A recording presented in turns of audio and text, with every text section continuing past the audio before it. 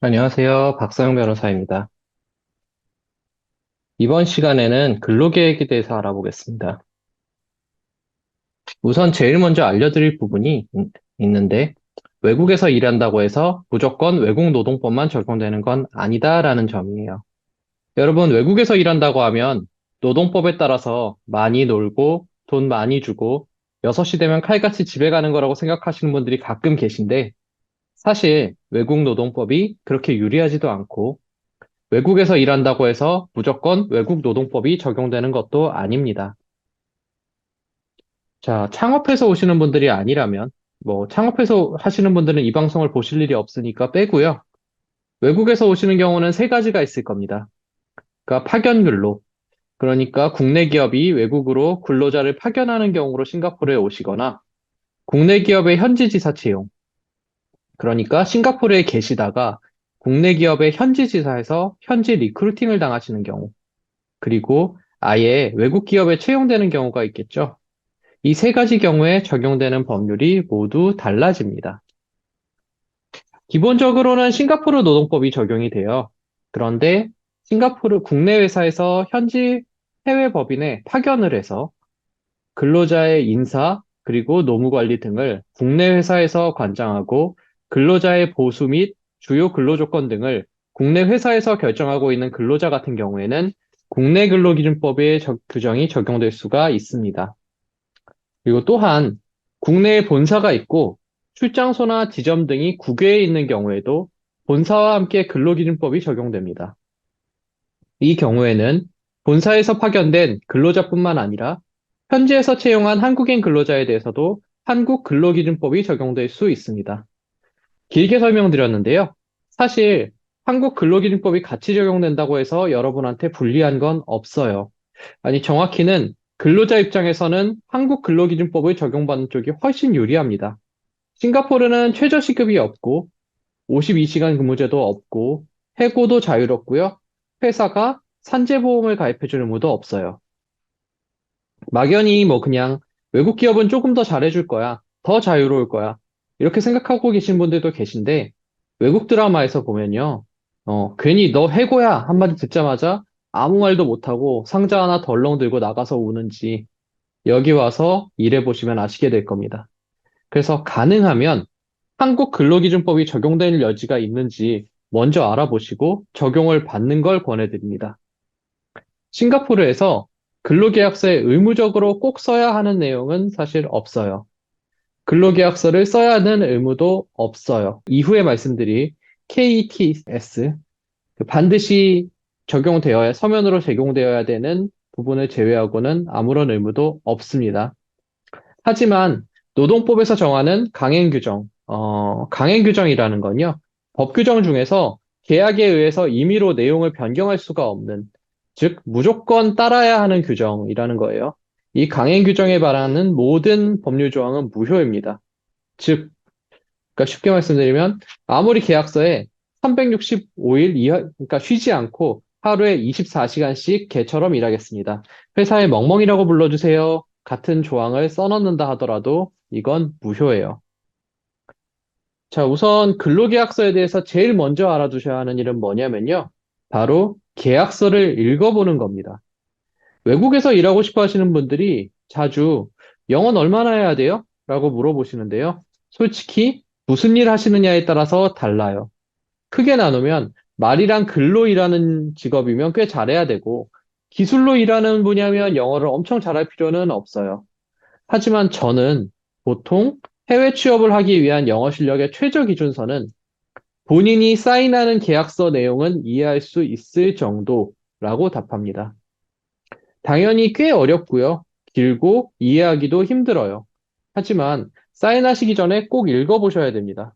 왜냐하면 해외에 나오면 여러분의 인생 전체가 그 종이 몇 장에 걸리게 되기 때문입니다.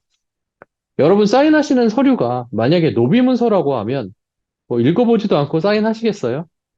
네. 근로계약서는 읽어봐도 되냐고 꼭 물어보고요. 받아와서 꼭 읽어보고 사인하세요. 어떤 부분을 읽어봐야 되는지 지금부터 알려드릴 건데, 당연히 모든 계약서는 다 다르게 생겼습니다. 하지만 이따가 제가 설명드릴 계약의 주요 부분에 대해서만 제대로 읽어보셔도 아주 큰 문제까지는 안 생깁니다. 다시 한번 말씀드리는데 반드시 제대로 읽어보세요. 한국을 벗어나는 순간 여러분의 권리를 남이 알아서 챙겨준다는 생각은 버려야 됩니다. 여러분이 회사에서 가질 수 있는 바로 그 모든 권리는 바로 그 계약서 하나에 의해서 주어지는 거예요.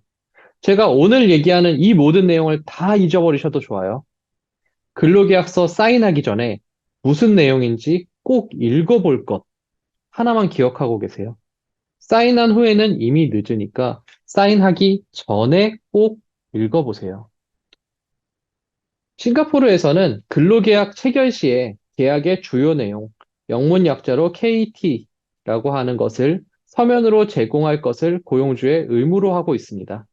이때 반드시 제공되어야 하는 내용은 우선 고용주랑 피고용주의 이름인데요.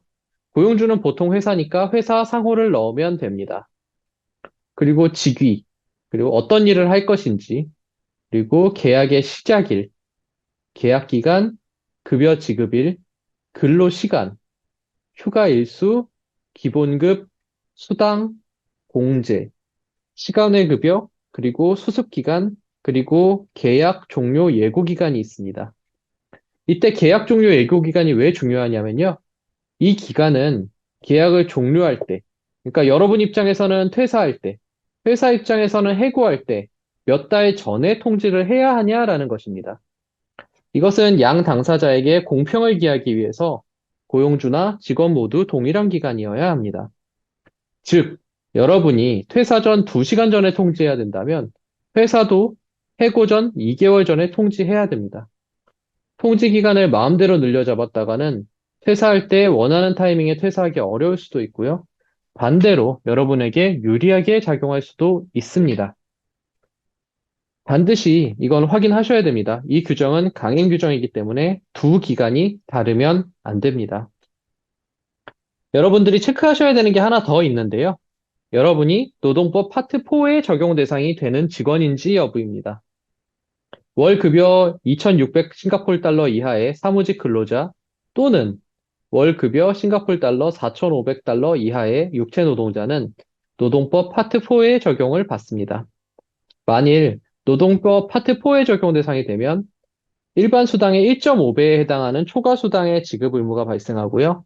대단히 특별한 상황을 제외하고는 1일 12시간 이상 근로하게 할 수가 없고 주 1일 휴게 시간을 부여해야 돼요. 아마도 여기까지 들으시고는 저 월급이 2,600불 넘는데요. 그럼 저 야간 수당, 주말 수당 지급 안 받아요? 라고 궁금해하실 분도 계신데 맞습니다. 고용주는 안 줘도 됩니다. 파트 4 적용 직원 아니면. 그리고 파트타임으로 계약을 체결하실 수도 있는데 주당 35시간 이하 근로자의 경우에는 파트타임 근로자가 되고요. 노동법 파트 4 적용 시에 야간 수당 지급 산정 공식에서 일반 직원과 조금 다른 적용을 받습니다. 그 밖에도 휴게 시간 없는 6시간까지의 연속 근로가 금지가 되는데 보통은 그렇게까지 악독한 회사는 흔치가 않으니까 걱정하지 않으셔도 됩니다. 파트타임 직원의 경우에는 초과 근무의 산정 방법이 조금 다르다고 아까 말씀드렸는데요. 파트타임 직원은 정규 직원의 업무 시간과 비교해서 그 이상의 일간 근로 시간이 정규 직원의 정규 근로 시간을 초과하게 되는 경우에 초과분에 대해서 기본 시간당 급여의 1.5배를 지급받게 됩니다. 여기 밑에 예시를 들어놨으니까요. 한번 읽어보시기 바랍니다. 좀 아주 드물긴 하지만요. 전업 학생이면서 파트타임으로 근로를 하시는 경우도 있기는 한데요. 이 경우에 비자는 학생 비자예요. 싱가포르는 파트타임으로 일을 할 수 있는 학교가 정해져 있습니다. 역시 좋은 학교 학생들만 파트타임으로 일을 하는 걸 허용해주는 특이한 나라입니다. 학교 리스트는 인터넷에서 찾아보실 수가 있습니다. 좋은 학교라고 하더라도 학생으로서 파트타임인 경우에 다른 파트타임 잡을 병행하실 수는 없습니다.